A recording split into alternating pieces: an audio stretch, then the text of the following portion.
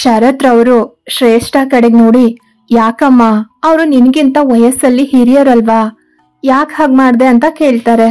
ನಾನೇನು ಮಾಡಿಲ್ಲ ಇವ್ರೆ, ಕಾಲ್ ಕೆರ್ಕೊಂಡು ಜಗಳಕ್ಕೆ ಬಂದು ಹೊಡೆಯೋಕೆ ಬಂದ್ರು, ಅದಕ್ಕೆ ನನ್ಗೂ ಕೈ ಇದೆ ಅಂದೆ ಅಷ್ಟೆ ಅಂತಾಳೆ ಶ್ರೇಷ್ಠ. ಆದ್ರೂ ಮಗಳೇ ಅಂದಾಗ ಶ್ರೇಷ್ಠ ಅವರನ್ನ ತಡೆದು, ನೋಡಿ ನಾನು ಇರೋದೆ ಹೀಗೆ, ನನ್ನ ಡ್ರೆಸ್ ಬದಲಾಯಿಸು, ಅದು ಮಾಡ್ಬೇಡ ಇದು ಮಾಡ್ಬೇಡ ಅಂದ್ರೆ ನಾನಂತೂ ಕೇಳಲ್ಲ. ನಾನು ನನ್ನ ಇಷ್ಟದಂಗೆ ಇರೋದು. ಅದನ್ನ ಮೀರಿ ಯಾರಾದ್ರೂ ಹೇಳಿದ್ರೆ ನನ್ನ ಕಡೆಯಿಂದ ಬರೋ ಉತ್ತರನೇ ಹೀಗಿರುತ್ತೆ. ಇದನ್ನ ನೀವು ನಿಮ್ಮ ಅಮ್ಮನಿಗೆ ಸ್ವಲ್ಪ ತಿಳಿಸಿ ಅಂತ ಹೇಳಿ ಅಲ್ಲಿಂದ ಹೋಗ್ತಾಳೆ ಶ್ರೇಷ್ಠ. ಅಮ್ಮ, ಅವಳು ಈಗಿನ ಕಾಲದ ಹುಡುಗಿ, ನೀನಾದ್ರೂ ಸ್ವಲ್ಪ ಸುಮ್ನೆ ಇರಬಾರ್ದಾ ಅಂತಾರೆ ಶರತ್ ರವರು. ಸೊಸೆ ಬಂದ್ಲು ಅಂತ ಅವಳ ಪರ ನಿಂತ್ಯಾ? ಅಯ್ಯೋ, ನಾನು ಸತ್ತಾದ್ರೂ ಹೋಗ್ಬಾರ್ದಾಗಿತ್ತಾ ಅಂತ ಅಜ್ಜಿ ಹೇಳ್ತಾ ಇದ್ದಾಗ ಶ್ರೇಷ್ಠ ಅದನ್ ಕೇಳಿಸ್ಕೊಂಡು, ತುಂಬಾ ಲೇಟ್ ಆಯ್ತು ನೀವ್ ಹೇಳಿದ್ದು, ಆದ್ರೂ ಪರವಾಗಿಲ್ಲ, ನಾನೇ ನಿಮ್ಗೆ ತಂದ್ಕೊಡ್ತೀನಿ, ಕುಡ್ದು ಆರಾಮಾಗಿ ಸ್ವರ್ಗಕ್ಕೆ ಹೋಗೋರಂತೆ ಅಂತ ಹೇಳ್ತಾಳೆ. ನೋಡುದ್ಯಾ, ಇದು ನನ್ನ ಹತ್ರ ಮಾತಾಡೋ ಮಾತಾ? ಇಷ್ಟ ಆದ್ಮೇಲೂ ನಾನು ಬದುಕಿರಲ್ಲ ಅಂತಾರೆ ಸೀತಾ ಅವರು. ಆಗ ಶರತ್ ರವರು ಶ್ರೇಷ್ಠ ಹತ್ರಕ್ ಬಂದು, ನಿನ್ಗೆ ಕೈ ಮುಗಿತೀನಿ, ಇಲ್ಲ ಕಾಲ್ಗಾದ್ರೂ ಬೀಳ್ತೀನಿ, ಅವ್ರಿಗೇನಾದ್ರೂ ಆದ್ರೆ ನನ್ ಕೈಯಿಂದ ತಡ್ಕೊಳಕ್ ಆಗಲ್ಲ, ಸುಮ್ನಿರಮ್ಮ ಅಂತಾರೆ.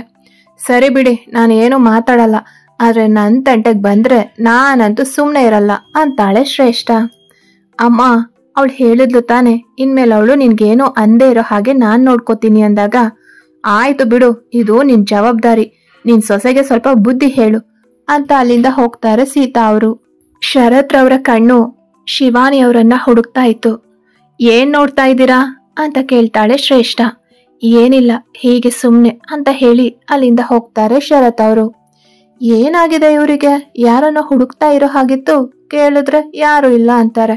ನನಗೇನು, ಏನ್ ಬೇಕಾದ್ರೂ ಮಾಡ್ಕೊಳ್ಳಿ ಅಂತ ಅನುಜ್ಞಾಳ್ನ ಹುಡುಕ್ತಾ ಹೋಗ್ತಾಳೆ ಶ್ರೇಷ್ಠ. ರೂಮಿಗೆ ಬಂದ ಶ್ರೇಷ್ಠ ಅನುಜ್ಞ ಹತ್ರ, ಈ ಮನೇಲಿ ನೀವ್ ಎಷ್ಟ್ ಜನ ಇದ್ದೀರಾ ಅಂತ ಕೇಳ್ತಾಳೆ. ಫಸ್ಟು ನೀವು ಕೂತ್ಕೊಳ್ಳಿ, ಆಮೇಲೆ ಹೇಳ್ತೀನಿ ಅಂತಾಳೆ ಅನುಜ್ಞ. ಎಲ್ ಕೂರೋದು ಅಂತ ಕುರ್ಚಿಗಾಗಿ ಹುಡುಕ್ತಾಳೆ ಶ್ರೇಷ್ಠ. ಬನ್ನಿ ನನ್ ಜೊತೆ ಕೆಳಗಡೆ ಕೂತ್ಕೊಳ್ಳಿ ಅಂದಾಗ ಶ್ರೇಷ್ಠ ಬೇರೆ ದಾರಿ ಇಲ್ದೆ ನೆಲದ ಮೇಲೆ ಕಷ್ಟಪಟ್ಟು ಕೂರ್ತಾಳೆ. ಈಗ ಹೇಳು ಅಂತ ಶ್ರೇಷ್ಠ ಕೇಳಿದಾಗ, ನಮ್ಮ ಅಜ್ಜ ಅಜ್ಜಿಗೆ ಒಟ್ಟಿಗೆ 6 ಜನ ಮಕ್ಕಳು. ಮೊದಲನೆಯವರು ಶರತ್ ದೊಡ್ಡಪ್ಪ, ಮತ್ತೆ ಅವರ ಹೆಂಡತಿ ಶಾಲಿನಿ, ಅವರ ಮಗ ಸ್ತವನ್. ಎರಡನೇವರು ನನ್ನ ಅಪ್ಪ ಸುಬೋಧ್, ಮತ್ತೆ ನನ್ನ ಅಮ್ಮ ಸುನಂದ, ಅವರಿಗೆ 2 ಮಕ್ಕಳು, ನಾನು ಅನುಜ್ಞ ಮತ್ತೆ ನಮ್ಮಣ್ಣ ಅಯಾನ್. ಮೂರನೇವರು ನನ್ನ ಚಿಕ್ಕಪ್ಪ ಅರವಿಂದ್, ಚಿಕ್ಕಮ್ಮ ಸುಗುಣ, ಅವರಿಗೆ 2 ಮಕ್ಕಳು, ವಿಸ್ಮಯ್ ಮತ್ತೆ ವಿಶಿಷ್ಟ, ಅವಳಿ ಜವಳಿ ಮಕ್ಕಳು. ಇನ್ನು 4ನೇವರು ಅವಿನಾಶ್ ಮತ್ತೆ ಸುಮಲತಾ, ಅವರಿಗೆ 1ನೇ ಮಗ ಶ್ರೇಯಸ್. ಇನ್ನು 5ನೇವರು ಮಗಳು ಅಂದ್ರೆ ನನ್ನ ಅತ್ತೆ ಶಶಿಕಲಾ ಮತ್ತೆ ಮಾವ ಅಶೋಕ್, ಅವರಿಗೆ 2 ಮಕ್ಕಳು, ಶ್ರಾವ್ಯ ಮತ್ತೆ ಉತ್ತಮ್. ಇನ್ನು 6ನೇವರು ಉತ್ತಮ್ ಅಂತ ಅನುಜ್ಞ ಹೇಳ್ತಾ ಇದ್ದಾಗ ಸುನಂದ ಅವರು ಅನು ಅಂತ ಕರೀತಾರೆ. ಬಂದೆ ಅಮ್ಮ ಅಂತಾಳೆ. ಸದ್ಯಕ್ಕೆ ನಮ್ಮ ಮನೆಯಲ್ಲಿ 4 ಫ್ಯಾಮಿಲಿ ಇದೀವಿ ಅಷ್ಟೆ ಅಂತ ಹೇಳಿ ಅಲ್ಲಿಂದ ಎದ್ದು ಹೋಗ್ತಾಳೆ ಅನುಜ್ಞ. 6ನೇವ್ರ ಬಗ್ಗೆ ಹೇಳಲೇ ಇಲ್ವಲ್ಲ ಇವಳು, ಮತ್ತೊಂದಿನ ಕೇಳಿದ್ರೆ ಆಯ್ತು, ಆದ್ರೆ ಈ ಮನೇಲಿ ಇಷ್ಟೊಂದು ಜನ ಇದಾರ, ದೇವ್ರೇ ಅಂತ ತನ್ನ ತಲೆ ಮೇಲೆ ಕೈ ಹೊತ್ತು ಕೂರ್ತಾಳೆ ಶ್ರೇಷ್ಠ. ಐ ಫೀಲ್ ಹಂಗ್ರಿ, ಈ ಮನೇಲಿ ಇದನ್ನ ಕೇಳೋರು ಇಲ್ಲ. ನಮ್ಮ ಮನೇಲಾಗಿದ್ರೆ ಕೆಲ್ಸದವ್ರ ನೇಮ್ ಕೂಗಿದ ತಕ್ಷಣ ರೆಡಿ ಆಗಿರ್ತಾ ಇತ್ತು. ರಾತ್ರಿ ಆಗ್ತಾ ಬಂತು, ಈ ಮನೇಲಿ ಯಾರಿಗೂ ಹಸಿವಿಲ್ವಾ ಹೇಗೆ ಅಂದಾಗ ಸೀತಾ ಅವರು, ಎಲ್ರೂ ಊಟಕ್ಕೆ ಬನ್ನಿ, ಊಟ ತಯಾರಿದೆ ಅಂತ ದೊಡ್ಡ ಧ್ವನಿಯಲ್ಲಿ ಕೂಗ್ತಾರೆ. ಶ್ರೇಷ್ಠ ರೂಮಿಂದ ಹೊರಗಡೆ ಬಂದಾಗ ಎಲ್ರೂ ಎಳ್ದಿರೋ ಗೆರೆ ಪಕ್ಕ ಸಾಲಾಗಿ ಕೂತಿದ್ರು. ಅದು ದೊಡ್ಡ ಹಾಲ್ ಆಗಿದ್ರಿಂದ ಕೂರೋಕೇನು ತೊಂದರೆ ಇರ್ಲಿಲ್ಲ. ಶ್ರೇಷ್ಠ ಯಾವಾಗ್ಲೂ ಡೈನಿಂಗ್ ಟೇಬಲ್ ಮೇಲೆ ಕೂತು ಕಾಲು ಚಾಚ್ತಾ ಕೂತ್ಕೊಳ್ತಾ ಇದ್ಲು. ಈಗ ಊಟಕ್ಕೆ ಕೂರೋವಾಗ ಪದ್ಮಾಸನ ಹಾಕಿ ಕೂತ್ಕೊಳ್ಬೇಕಿತ್ತು. ಅದೇ ಅವಳಿಗೆ ದೊಡ್ಡ ಸವಾಲಾಗಿತ್ತು. ಅನುಜ್ಞ ಪಕ್ಕ ಜಾಗ ಇದ್ದಿದ್ರಿಂದ ಅವಳ ಬಳಿ ಹೋಗಿ ಕಷ್ಟಪಟ್ಟು ಕೂರ್ತಾಳೆ ಶ್ರೇಷ್ಠ. ಶಾಲಿನಿ ಅವರು ಅಡ್ಗೆ ಪಾತ್ರೆಗಳನ್ನ ಗೆರೆ ಪಕ್ಕ ಒಂದೊಂದೇ ಜೋಡ್ಸಿಟ್ಟು ಒಳಗಡೆ ಹೋಗ್ತಾರೆ. ಸೀತಾ ಅವರು ಸುಗುಣ ಅವ್ರ ಕಡೆಗೆ ನೋಡಿ, ಹೋಗಮ್ಮ ಎಲ್ರಿಗೂ ಬಡಿಸ್ಕೊಂಡ್ ಬಾ ಅಂದಾಗ ಅವರು ಎಲ್ರಿಗೂ ಬಡಿಸ್ತಾರೆ. ಶ್ರೇಷ್ಠ ಹಾಕಿದ್ದ ರಾಗಿ ಮುದ್ದೆನ ನೋಡಿ, ಇದೇನಿದು ಬ್ಲ್ಯಾಕ್ ಆಗಿದೆ, ನನ್ಗೆ ಇದು ಬೇಡ, ಅನ್ನ ಇದ್ರೆ ಹಾಕಿ ಅಂತಾಳೆ. ಆಗ ಸೀತಾ ಅವರು, ನೋಡು, ಈ ಮನೇಲಿ ಇದೇ ಪದ್ಧತಿ, ಒಂದೊಂದು ರಾಗಿ ಮುದ್ದೆ, ಆಮೇಲೆ ಅನ್ನ ಸಾಂಬಾರು. ರಾಗಿ ಮುದ್ದೆ ತಿಂದ ಮೇಲೆ ಹೊಟ್ಟೆ ತುಂಬುತ್ತಲ್ವಾ, ಅದಕ್ಕೆ ಅಂತ ಸ್ವಲ್ಪ ಸ್ವಲ್ಪ ಅನ್ನ ಅಷ್ಟೆ. ನಿನ್ ಪಾಲಿಗೆ ಸ್ವಲ್ಪ ಬರುತ್ತೆ, ಅದನ್ನೇ ತಿಂತೀಯ ಅನ್ನೋದಾದ್ರೆ ತಿನ್ಬಹುದು ಅಂತಾರೆ. ಸರಿ, ನನ್ಗೆ ಅನ್ನನೇ ಸಾಕು, ಬೇರೆ ಏನು ಬೇಡ ಅಂದಾಗ ಸ್ವಲ್ಪವೇ ಸ್ವಲ್ಪ ಅನ್ನ ಹಾಕ್ತಾರೆ. ಅದು ಸಾಲಿಲ್ಲ ಅಂದ್ರೂ ಸುಮ್ನಾಗ್ತಾಳೆ ಶ್ರೇಷ್ಠ. ಅವಳ ಎದುರಿಗೆ ಶರತ್ರವರು ಏನು ಮಾತಾಡ್ಬೇಡ ಅಂತ ಕೈ ಮುಗಿತಾರೆ. ಎಲ್ರದು ಊಟ ಆಗಿತ್ತು. ಪಾತ್ರೆಯಲ್ಲಿ ಒಂದೇ ಒಂದಾಗ್ಲೂ ಊಟ ಕೂಡ ಇರ್ಲಿಲ್ಲ. ಏಯ್, ಎಲ್ಲೇ ಹಾಳಾಗೋದೆ, ಇದನ್ನೆಲ್ಲ ತಗೊಂಡು ಹೋಗು ಅಂತಾರೆ ಸೀತಾ ಅವರು. ಶಿವಾನಿ ಅವರಿಗೆ ಖಾಲಿ ಆಗಿರೋ ಪಾತ್ರೆಗಳನ್ನ ನೋಡಿ ದುಃಖ ಉಮ್ಮಳಿಸಿ ಬರುತ್ತೆ. ಯಾಕೆ ಮೂದೇವಿ, ಅಳ್ತಾ ಇದೀಯಾ, ಏನಾಯ್ತು ಅಂತಾರೆ ಸೀತಾ ಅವರು. ಅತ್ತೆ, ಇವತ್ತಾದ್ರೂ ನನ್ನ ಮಗನಿಗೆ ಊಟ ಉಳಿಸ್ತೀರಾ ಅನ್ಕೊಂಡಿದ್ದೆ. ನಾನಾದ್ರೂ ಹೇಗೋ ಸಹಿಸ್ಕೊಳ್ತೀನಿ, ಆದ್ರೆ ಅವನು ಇನ್ನು ಬದುಕಿ ಬಾಳ್ಬೇಕಾದವನು ಅಂತ ಕೇಳ್ತಾರೆ ಶಿವಾನಿ ಅವರು. ನೋಡು, ಇವತ್ತು ಅವನು ಮಾಡಿರೋ ತಪ್ಪಿಗೆ ಅವನಿಗೆ ಊಟ ಇಲ್ಲ. ಆದ್ರೂ ಹೋಗ್ಲಿ, ಇದ್ರಲ್ಲಿ ಒಂದ್ ಮುದ್ದೆ ಇದೆ, ಕೊಡು ಅವನಿಗೆ ಅಂದಾಗ ಎಲ್ರು ಅಲ್ಲಿಂದ ಎದ್ದು ಹೋಗ್ತಾರೆ. ಆದ್ರೆ ಶ್ರೇಷ್ಠಾಗ್ ಮಾತ್ರ ಅಲ್ಲಿ ಏನ್ ನಡೀತಾ ಇದೆ ಅಂತ ಅರ್ಥ ಆಗದೆ ತಿಳ್ಕೊಳ್ಳೋಕೆ ಅಲ್ಲೇ ಕೂರ್ತಾಳೆ. ಶಿವಾನಿ ಅವರು ಅಳ್ತಾ ಶ್ರೇಷ್ಠಾಗೆ ಕೈ ಮುಗಿತಾರೆ. ತುಂಬಾ ಉಪಕಾರ ಆಯ್ತು ನಿನ್ನಿಂದ ಮಗು. ನೀನು ಇದನ್ನ ತಿಂದೇ ಇರೋದ್ರಿಂದ ಇವತ್ತಾದ್ರೂ ತಕ್ಕ ಮಟ್ಟಿಗೆ ನನ್ನ ಮಗನ ಹೊಟ್ಟೆ ತುಂಬುತ್ತೆ ಅಂತ ಅಲ್ಲಿಂದ ಪಾತ್ರೆಗಳನ್ನ ತಗೊಂಡು ಹೋಗ್ತಾರೆ ಅವರು. ಶ್ರೇಷ್ಠಾಗೆ ಅರ್ಧ ಹೊಟ್ಟೆ ಮಾತ್ರ ತುಂಬಿದ್ರಿಂದ ರಾತ್ರಿ ಎಲ್ಲ ಹಸಿವಿನಿಂದ ನಿದ್ರೆನೆ ಬರ್ಲಿಲ್ಲ. ಆಚೆಯಿಂದ ಈಚೆ, ಆ ಕಡೆಯಿಂದ ಈ ಕಡೆ ಹೊರಳಾಡ್ತಾ ಮಗ್ಗುಲು ಬದಲಾಯಿಸಿ ಮಲ್ಗೋಕೆ ಪ್ರಯತ್ನ ಪಡ್ತಾ ಇದ್ಲು. ಆದ್ರೆ ತಕ್ಷಣ ಅವಳ ಕಣ್ಣ ಮುಂದೆ ಶಿವಾನಿ ಅವರ ಅಳು ಮುಖ ಆದ್ ಹೋಗುತ್ತೆ. ನನ್ಗೆ ಇಷ್ಟು ಹಸಿವಾಗ್ತಾ ಇದೆ, ಇನ್ನು ಅವ್ರಿಗೆ ಹೇಗಾಗ್ಬೇಡ ಅಂತ ಯೋಚಿಸಿ ಹಾಗೆ ಅಲ್ಲೇ ನಿದ್ರೆಗೆ ಜಾರ್ತಾಳೆ. ಬೆಳಗ್ಗೆ ಎದ್ದ ಶ್ರೇಷ್ಠಾಗೆ ತಾನು ಎಲ್ಲಿ ಸ್ನಾನ ಮಾಡ್ಬೇಕು ಅಂತಾನೆ ತಿಳಿತಾ ಇಲ್ಲ. ಅನುಗ್ನ ಹತ್ರ ಕೇಳ್ತಾಳೆ. ಆಗ ಅವಳು, ಅಷ್ಟೇನಾ, ನನ್ನ ಅಣ್ಣನ್ ರೂಮ್ ಇದೆ, ಅದಕ್ಕೆ ಅಟ್ಯಾಚ್ ಬಾತ್ರೂಮ್ ಕೂಡ ಇದೆ ಅಂತ ಹೇಳ್ತಾಳೆ ಅನುಗ್ನ. ಅದೇನೋ ನಿನ್ ಅಣ್ಣನ್ ರೂಮಿಗೆ ಮಾತ್ರ ಅಂತ ಕೇಳ್ತಾಳೆ ಶ್ರೇಷ್ಠ. ಅಜ್ಜಿಗೆ ಅವನಂದ್ರೆ ಇಷ್ಟ, ಅವನು ಅಜ್ಜಿ ಹತ್ರ ಮಾಡ್ಸು ಅಂದ, ಅದಕ್ಕೆ ಅಜ್ಜಿ ಮಾಡ್ಸಿದ್ದಾರೆ ಅಂತಾಳೆ ಅನುಗ್ನ. ಶ್ರೇಷ್ಠ ತನ್ನ ಬಟ್ಟೆ ಎಲ್ಲ ಹಿಡ್ಕೊಂಡು ಅಯಾನ್ ರೂಮಿಗೆ ಹೋಗ್ತಾಳೆ. ಆಗ ಶರತ್ರವರು ಅವಳನ್ನ ತಡಿತಾರೆ. ಎಲ್ಲಿಗೆ ಹೋಗ್ತಾ ಇದೀಯಾ ಅಂತ ಕೇಳಿ. ಸ್ನಾನ ಮಾಡೋಕೆ ಇಲ್ಲಿ ಬಾತ್ರೂಮ್ ಇದೆ ಅಲ್ವಾ ಅಂದಾಗ ಅವಳನ್ನ ಎಳ್ಕೊಂಡ್ ಬಂದು ಜಗ್ಲಿ ಮೇಲೆ ನಿಲ್ಲಿಸ್ತಾರೆ ಶರತ್ರವರು. ಇಲ್ಲೇ ಕೂತ್ಕೊ ಮಗಳೇ ಅಂದಾಗ ಶ್ರೇಷ್ಠ ಅಲ್ಲೇ ಕೂರ್ತಾಳೆ. ನೋಡು, ನಾನು ಈಗ ಹೇಳ್ತೀನಿ ಅಂತ ಬೇಜಾರ್ ಮಾಡ್ಕೋಬೇಡ. ನಮ್ಮ ಮನೇಲಿ ಇರೋ ಪ್ರತಿಯೊಬ್ಬರ ಬಗ್ಗೆನೂ ನನಗೆ ಚೆನ್ನಾಗಿ ಗೊತ್ತಿದೆ. ನನ್ನ ತಮ್ಮನ ಮಗ ಅನ್ನೋ ಕಾರಣಕ್ಕೆ ಅವನನ್ನ ಒಳ್ಳೆಯವನು ಅನ್ನೋಕ್ಕಾಗಲ್ಲ. ಅವನು ಸರಿ ಇಲ್ಲ, ಅವನ್ ರೂಮಲ್ಲಿ ಸ್ನಾನ ಮಾಡ್ಬೇಡ. 1 ಕಿಲೋಮೀಟರ್ ದೂರದಲ್ಲಿ ಬಾತ್ರೂಮ್ ಇದೆ, ಅಲ್ಲಿ ಮಾಡ್ಕೊಂಡು ಬಾ ಅಂದಾಗ ಶ್ರೇಷ್ಠ ಕೋಪದಿಂದ ಎದ್ದು ನಿಲ್ತಾಳೆ.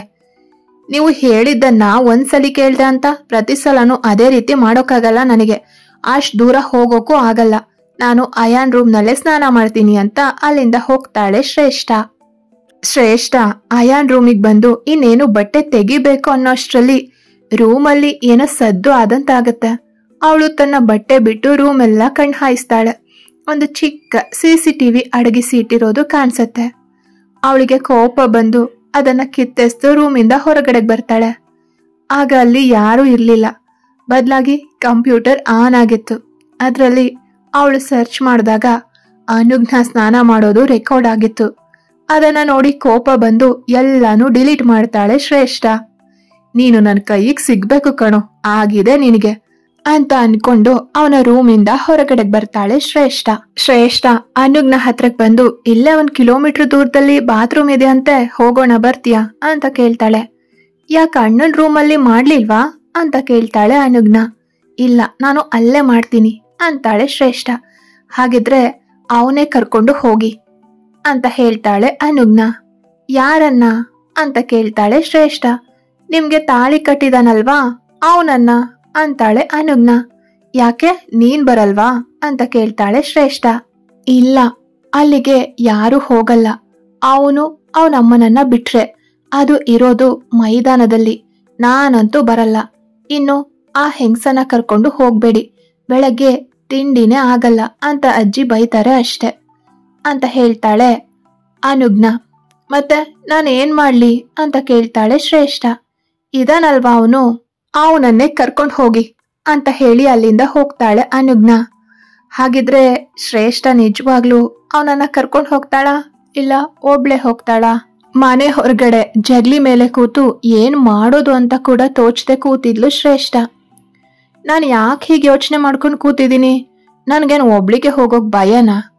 ಅವನನ್ನಂತೂ ಕರಿಯಲ್ಲ ಅಂತ ಮನೆ ಗೇಟನ್ನ ತೆರೆದು ಹೊರಗಡೆಗೆ ಬರ್ತಾಳೆ. ನಡ್ಕೊಂಡು ಹೋಗೋವಾಗ ಸಾಲಾಗಿ ಇರೋ ಮನೆ ಕಡೆಗೆ ಕಣ್ಣು ಹಾಯಿಸ್ತಾಳೆ. ಯಾರೊಬ್ರು ಕೂಡ ಮನೆಯಿಂದ ಹೊರಗಡೆಗೆ ಬರೋದು ಕಾಣಿಸೋದಿಲ್ಲ.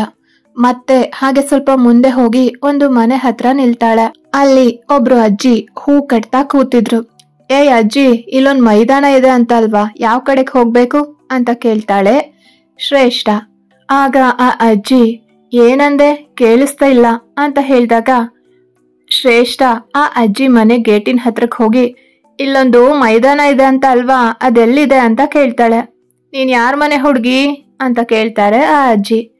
ಈ ಬೀದಿಲಿ ಮೊದಲನೇ ಮನೆ ಇದೆ ಅಲ್ವಾ, ಅಲ್ಲಿರೋದು ಅಂದಾಗ ಆ ಅಜ್ಜಿ ನಿಧಾನಕ್ಕೆ ಎದ್ ಬಂದು ಶ್ರೇಷ್ಠಳನ್ನೇ ಮೇಲಿನಿಂದ ಕೆಳಗಡೆವರೆಗೂ ನೋಡಿ ಅವಳಿಗೆ ದೃಷ್ಟಿ ತೆಗೆದು, ನಮ್ ಸ್ತವನ್ ಹೆಂಡ್ತಿನಾ ನೀನು, ಎಷ್ಟು ಮುದ್ದಾಗಿದ್ಯಾ ನೋಡು, ಒಳ್ಳೆ ಬೊಂಬೆ ತರ ಅಂದಾಗ ಶ್ರೇಷ್ಠ ಕೋಪದಿಂದ ಈಗೇನೋ ನೀನ್ ಹೇಳ್ತೀಯೋ ಇಲ್ವೋ ಅಂತ ಕೇಳ್ತಾಳೆ. ಅದಕ್ಕೆ ಯಾಕೆ ಅಷ್ಟೊಂದು ಕೋಪ ಮಾಡ್ಕೊಳ್ತೀಯಾ?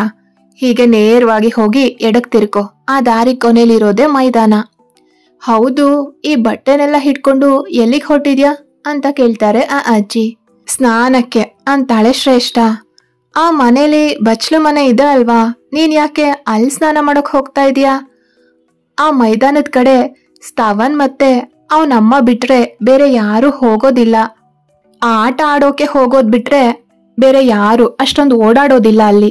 ನಿನ್ಗೆ ಅದಕ್ಕಿಂತ ನಿಮ್ ಮನೇಲೆ ಸ್ನಾನ ಮಾಡ್ಬೋದಲ್ವಾ ಅಂತಾರೆ ಅಜ್ಜಿ. ಎಷ್ಟು ಅಂತ ಮಾತಾಡ್ತೀಯ, ನಿನ್ ಬಾಯಿ ನೋವು ಬರಲ್ವಾ? ನಾನು ಏನ್ ಕೇಳಿದ್ನೋ ಅದಕ್ ಮಾತ್ರ ಉತ್ತರ ಕೊಡು ಸಾಕು ನೀನು ಅಂತ ಅಲ್ಲಿಂದ ಹೊರಡ್ತಾಳೆ ಶ್ರೇಷ್ಠ. ಅಬ್ಬಾ, ನಡೆದು ಕಾಲ್ ನೋವು ಬಂತು, ಪುಣ್ಯಕ್ಕೆ ಈಗ್ಲಾದು ಸಿಕ್ತಲ್ಲ ಅಂತ ಮೈದಾನದ ಕಡೆಗೆ ಹೊರಡ್ತಾಳೆ. ಆ ಮೈದಾನದಲ್ಲಿ ಬೇರೆ ಯಾರೂ ಇರ್ಲಿಲ್ಲ. ಒಂದು ಚಿಕ್ಕ ಮನೆ ತರ ಇತ್ತು. ಆ ಮನೆಯೊಳಗಡೆ ಬಂದವಳಿಗೆ ಆಶ್ಚರ್ಯವಾಗಿತ್ತು. ಇಲ್ಲಿ ಈ ಮನೆ ಯಾಕೆ ಅನ್ಕೊಳ್ತಾಳೆ. ಒಂದು ರೂಮು ಮತ್ತೆ ಅದ್ರ ಜೊತೆಗೆ ಒಂದು ಬಚ್ಲು ಮನೆ, ಒಂದು ಟಾಯ್ಲೆಟ್. ಇದ್ಯಾಕಿಲ್ಲಿ ಒಂದು ರೂಮ್ ಬೇರೆ ಮಾಡಿದ್ದಾರೆ? ಏನಾದ್ರೂ ಆಗ್ಲಿ, ನನಗಂತೂ ಸ್ನಾನ ಮಾಡೋಕೆ ಒಂದೊಳ್ಳೆ ಜಾಗ ಸಿಕ್ತು ಅನ್ಕೊಂಡು ಬಚ್ಲು ಮನೆಗೆ ಬಂದಾಗ ಆ ಬಚ್ಲು ಮನೆಯಲ್ಲಿ 2 ದೊಡ್ಡ ಹಂಡೆಗಳಿದ್ವು. ಒಂದ್ರಲ್ಲಿ ತಣ್ಣೀರು ತುಂಬಿಸಲಾಗಿತ್ತು, ಮತ್ತೊಂದ್ರಲ್ಲಿ ಬಿಸಿನೀರು ಕುದೀತಾ ಇತ್ತು. ಸೋಪು, ಬ್ರಷ್ ಜೊತೆಗೆ ಒಂದು ಟವಲ್ ಕೂಡ ಇಡಲಾಗಿತ್ತು. ಯಾರೋ ಇಲ್ಲಿಗೆ ಬಂದಿದ್ದಾರೆ ಅನ್ನೋದು ಕನ್ಫರ್ಮ್ ಆಯ್ತು.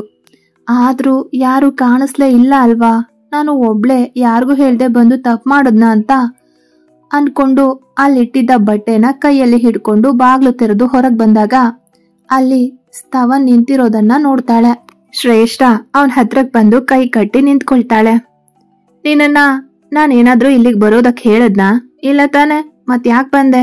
ನನ್ಗೆ ಯಾರ ಅವಶ್ಯಕತೆನೂ ಇಲ್ಲ, ಗಾಟ್ ಇಟ್ ಅಂತ ಮತ್ತೆ ಬಾತ್ರೂಮಿಗೆ ಹೋಗಿ ಸ್ನಾನ ಮಾಡ್ಕೊಳ್ತಾಳೆ. ಅವಳು ಬರೋ ತನಕನು ಸ್ತವನ್ ಅಲ್ಲಿಂದ ಮಿಸ್ ಕಾಡಿರ್ಲಿಲ್ಲ. ಅವಳು ಹೊರಗಡೆಗೆ ಬಂದಾಗ ಅವನು ಹಾಗೆ ನಿಂತಿರೋದನ್ನ ನೋಡಿ, ನಾನು ನಿನ್ ಜೊತೆನೆ ಮಾತಾಡಿದ್ದು ಕಂಬದ ಹತ್ರ ಅಲ್ಲ ಅಂತ ಅವಳು ಹೇಳಿದಾಗ ಅವನು ಅಲ್ಲಿಂದ ಬಚ್ಲು ಮನೆಗೆ ನೀರು ತುಂಬಿಸೋಕೆ ಹೋಗ್ತಾನೆ. ಅವಳು ಕೂಡ ಅವನ ಹಿಂದೆಯೇ ಹೋಗ್ತಾಳೆ. ಹಲೋ ಮಿಸ್ಟರ್, ನಾನು ನಿಮ್ ಜೊತೆನೆ ಮಾತಾಡ್ತಾ ಇರೋದು ಕೇಳ್ಸಲ್ವಾ ಅಂತ ಕೇಳಿದಾಗ ಅವನು ತನ್ನ ಪಾಡಿಗೆ ತಾನು ನೀರು ತುಂಬಿಸ್ತಾ ಇರೋದನ್ನ ನೋಡಿ ಕೋಪದಿಂದ ಅವನ ಕೈ ಹಿಡ್ಕೊಂಡು ತನ್ನ ಕಡೆಗೆ ತಿರುಗಿಸ್ಕೊಂಡು ನಿನ್ನ ಅನ್ನೋವಾಗ್ಲೇ ಅವಳ ಮಾತು ನಿಲ್ಸಿ ಏನು ಹೇಳ್ದೆ ಹೊರಗಡೆಗೆ ಬರ್ತಾಳೆ. ಶ್ರೇಷ್ಠ ನಡೀತಾ ಬರ್ಬೇಕಾದ್ರೆ ಸ್ತವನ್ ಬಗ್ಗೆಯೇ ಯೋಚಿಸ್ತಾ ಬರ್ತಾ ಇದ್ಲು. ಆ ವ್ಯಕ್ತಿ ಕಣ್ಣು ನೋಡಿ ನನ್ಗೆ ಯಾಕೆ ಏನೋ ಮಾತಾಡೋಕೆ ಆಗ್ಲಿಲ್ಲ ಅನ್ಕೊಂಡು ಅವಳು ಅಲ್ಲಿಂದ ಬರ್ತಾ ಇರ್ಬೇಕಾದ್ರೆ ಅಲ್ಲೇ ಗೇಟಿನ ಬಳಿ ನಿಂತಿದ್ದ ಅಜ್ಜಿ, ಏನು ನಿನ್ ವೇಷ, ಲಕ್ಷಣವಾಗಿ ಸೀರೆ ಉಟ್ಕೋಬಾರ್ದಾ ಅಂತಾರೆ ಶ್ರೇಷ್ಠನ ನೋಡಿ. ನಿನಗೇನ್ ಪ್ರಾಬ್ಲಮ್ಮು ಅಂತೀನಿ, ಮುದ್ಕಿ ತಂದು ಹೋಗು, ನಿನ್ ಕೆಲ್ಸ ನೀನ್ ನೋಡ್ಕೊ ಅಂತ ಹೇಳಿ ಅಲ್ಲಿಂದ ಮನೆಗ್ ಬರ್ತಾಳೆ ಶ್ರೇಷ್ಠ. ಶ್ರೇಷ್ಠ ಮನೆಯೊಳಗಡೆ ಬಂದವಳೆ ಶರತ್ ಅವರಿಗೋಸ್ಕರ ಹುಡುಕ್ತಾಳೆ. ವಿಶಿಷ್ಟ ಹತ್ರ ಕೇಳಿದಾಗ ರೂಮಲ್ಲಿ ಇದಾರೆ ಅಂತ ಹೇಳ್ತಾಳೆ. ಶ್ರೇಷ್ಠ ಶರತ್ ಅವರ ರೂಮಿಗೆ ಬಂದು ಥ್ಯಾಂಕ್ ಯು ಅಂಕಲ್ ಅಂತಾಳೆ. ಪುಸ್ತಕ ಓದ್ತಾ ಕೂತಿದ್ದ ಅವರು ಕತ್ತೆತ್ತಿ ನೋಡ್ತಾರೆ. ನೀನಾ, ಬಾರಮ್ಮ ಇಲ್ಲಿ ಕೂತ್ಕೋ ಅಂತ ಹೇಳಿದಾಗ ಶ್ರೇಷ್ಠ ಹೋಗಿ ಅವ್ರ ಪಕ್ಕ ಕೂರ್ತಾಳೆ. ಅಪ್ಪನಿಗೆ ಯಾರಾದ್ರೂ ಥ್ಯಾಂಕ್ಸ್ ಹೇಳ್ತಾರಾ ಅಂತಾರೆ ಶರತ್ ರವರು. ಅಂದ್ರೆ ಅಂತಾಳೆ ಶ್ರೇಷ್ಠ. ನಾನ್ ಹೇಳಿದ್ದು ನನ್ ಮಗಳ ಹತ್ರ ಅಂದೆ ಅಂತಾರೆ ಶರತ್ ಅವರು. ಆದ್ರೂ ಥ್ಯಾಂಕ್ ಯು ಅಂಕಲ್ ಅಂತಾಳೆ ಶ್ರೇಷ್ಠ. ಈ ಅಂಕಲ್ ಅಂತ ಕರೆಯೋದು ಬಿಟ್ಟು ಅಪ್ಪ ಅಂತ ಕರಿಬಹುದು ಅಲ್ವಾ ಅಂತಾರೆ ಶರತ್ ಅವರು. ಯಾಕೆ ಅಂತ ಕೇಳ್ಬೋದಾ ಅಂತಾಳೆ ಶ್ರೇಷ್ಠ. ನನಗೆ ಮಗ ಇದ್ರೂ ಕೂಡ ಅವನ ಕೈಯಿಂದ ಅಪ್ಪ ಅಂತ ಕರೆಸ್ಕೊಳ್ಳೋ ಯೋಗನೇ ಇಲ್ವಲ್ಲಮ್ಮ. ಎದೆ ಎತ್ತರಕ್ಕೆ ಬೆಳೆದ ಮಗನನ್ನ ನೋಡೋಕು ಅಧಿಕಾರ ಇಲ್ಲ ಈ ಮನೇಲಿ. ನಾನು ಅವನನ್ನ ನೋಡಿದ್ರು ಮಾತಾಡ್ಸೋ ಹಾಗಿಲ್ಲ. ಅವನೋ ಮಾತಾಡೋದು ಬಿಟ್ಟು ವರ್ಷಗಳೇ ಕಳೀತು. ಈ ಮನೇಲಿ ಎಲ್ರೂ ಅವರ ಅಪ್ಪನ ಅಪ್ಪ ಅಪ್ಪ ಅಂತ ಕರೀತಾರೆ, ನನ್ನ ಒಬ್ಬನ ಬಿಟ್ಟು. ನಾನು ಒಬ್ಬ ಮಗನ ತಂದೆ ಆಗಿದ್ರು ಅಪ್ಪ ಅಂತ ಕರೆಸ್ಕೊಳ್ಳೋ ಯೋಗನೇ ಬಂದಿಲ್ಲ. ನಾನು ಮಾಡಿರೋ ಒಂದೇ ಒಂದು ತಪ್ಪಿನಿಂದ ಅಂತಾರೆ ಅಳ್ತಾ ಶರತ್ ಅವರು. ಶ್ರೇಷ್ಠಾಗೆ ಶರತ್ ಅವರು ಅಳ್ತಾ ಇರೋದನ್ನ ನೋಡಿ ಅಶುತೋಷ್ ಅವರು ನೆನಪಾಗಿದ್ದಂತೂ ಸುಳ್ಳಲ್ಲ. ಈಗ ನೀವು ಅಳ್ಬೇಡಿ, ನಿಮ್ಮನ್ನ ಅಪ್ಪ ಅಂತ ಕರಿಬೇಕು ಅಂದ್ರಿ ಅಲ್ವಾ, ಕರಿತೀನಿ ಸರಿನಾ ಅಂತ ಹೇಳಿ ಅಲ್ಲಿಂದ ಎದ್ದು ಬಂದು ಹೊರಗಡೆ ಕೈ ಕಟ್ಟಿ ನಿಂತು ಯೋಚಿಸ್ತಾ ಇದ್ದಾಳೆ. ಈ ಮನೇಲಿ ಏನಾಗ್ತಾ ಇದೆ? ಅಪ್ಪ ಮಗ ಒಂದೇ ಮನೇಲಿದ್ರು ಮಾತಾಡ್ಸೋ ಹಾಗಿಲ್ವಾ? ಹಾಗಿದ್ರೆ ಆ ವ್ಯಕ್ತಿಗೆ ಮಾತು ಬರುತ್ತೆ ಅಂತ ಆಯ್ತು, ಮತ್ತೆ ಯಾಕೆ ಮಾತಾಡ್ತಾ ಇಲ್ಲ? ಎಲ್ಲಾನು ನಿಗೂಢ ಅನಿಸ್ತಾ ಇದೆ. ಯಾವ್ದಕ್ಕೂ ಆನ್ಸರ್ ಸಿಗ್ತಾ ಇಲ್ಲ, ಎಲ್ಲ ಕನ್ಫ್ಯೂಷನ್ ಆಗ್ತಾ ಇದೆ ಅಂತ ಯೋಚಿಸ್ತಾ ಇರ್ಬೇಕಾದ್ರೆ ಆಯಾನ್ ಅವಳೆದ್ರು ಬಂದು ನಿಲ್ತಾನೆ. Hi baby, I am Ayaan, you are looking so beautiful ಅಂದಾಗ ಶ್ರೇಷ್ಠ ತನ್ನ ಮುಖನ ಬೇರೆ ಕಡೆಗೆ ತಿರುಗಿಸ್ಕೊಳ್ತಾಳೆ. ಅವನು ಮತ್ತೆ ಮುಂದುವರೆದು ಅವಳನ್ನ ಮುಟ್ಟೋಕೆ ನೋಡಿದಾಗ ಶ್ರೇಷ್ಠ ಅವನ ಕೈ ಬೆರಳನ್ನ ಹಿಡಿದು ಬಗ್ಗಿಸ್ತಾಳೆ. ಅವನು ನೋವಿಗೆ ಅಮ್ಮ ಅಂತ ಕೂಗ್ದಾಗ ಅವನು ತನ್ನ ಕೈಯನ್ನ ಬಿಡಿಸ್ಕೊಳ್ಳೋಕೆ ನೋಡ್ತಾ ಇದ್ರೆ ಇನ್ನು ಜೋರಾಗಿ ಬಗ್ಗಿಸ್ತಾಳೆ. ನೋಡು, ನೀನು ಮುಟ್ಟಿಸ್ಕೊಳ್ಳೋಕೆ ನಾನು ಬೇರೆ ಹುಡುಗಿರ್ ತರ ಅಲ್ಲ ಅಂತ ಅವನ ಕೈಯನ್ನ ಕಿತ್ತೆಸಿತಾಳೆ ಶ್ರೇಷ್ಠ. ಆಯಾ ತನ್ನ ಕೈಯನ್ನ ನೋಡ್ತಾ ನಿಂತಿದ್ದ. ನಾನು ನಿನ್ ವಿಷಯನ ಈ ಮನೇಲಿ ಹೇಳಬಹುದು, ಆದ್ರೆ ನಾನು ಪ್ರೂಫ್ ತೋರಿಸ್ಬೇಕಾಗತ್ತೆ, ಅದಕ್ಕೂ ನಾನು ರೆಡಿ. ಆದ್ರೆ ನಾನು ಇನ್ನೊಂದು ಹೆಣ್ಣಿನ ಮರ್ಯಾದೆ ತೆಗಿಯೋಕೆ ರೆಡಿ ಇಲ್ಲ. ಅವಳು ಈ ಮನೆಗೆ ಸಂಬಂಧಪಟ್ಟಿರೋ ಹೆಣ್ಣು, ಅದಕ್ಕೋಸ್ಕರ ನಿನ್ನನ್ನ ಸುಮ್ನೆ ಬಿಟ್ಟಿದೀನಿ. ಯಾವತ್ತಾದ್ರೂ ನಾನು ನಿನ್ ರೂಮಲ್ಲಿ ಕ್ಯಾಮ್ರಾ ಫಿಕ್ಸ್ ಮಾಡಿರೋದನ್ನ ನೋಡ್ದೆ ಅನ್ಕೋ, ಆಗ ನಾನು ನಿನ್ನನ್ನ ಹ್ಯಾಂಡಲ್ ಮಾಡೋ ರೀತಿನೇ ಬೇರೆ ಆಗಿರುತ್ತೆ ಅಂತ ಹೇಳಿ ಒಳಗಡೆಗೆ ಹೋಗ್ತಾಳೆ ಶ್ರೇಷ್ಠ. ಈ ಅಯಾನ್ ಜೊತೆನೆ ಫೈಟ್ ಮಾಡೋ ಅಷ್ಟು ಧೈರ್ಯನಾ? ನೀನು ಸ್ನಾನ ಮಾಡ್ತಾ ಇರೋ ವಿಡಿಯೋನ ಎಲ್ಲ ಕಡೆ ಲೀಕ್ ಮಾಡ್ಲಿಲ್ಲ ಅಂದ್ರೆ ನನ್ನ ಹೆಸರು ಆಯಾನೇ ಅಲ್ಲ ಅಂದುಕೊಳ್ತಾನೆ. ಕತೆ ಮುಂದುವರಿಯುತ್ತೆ.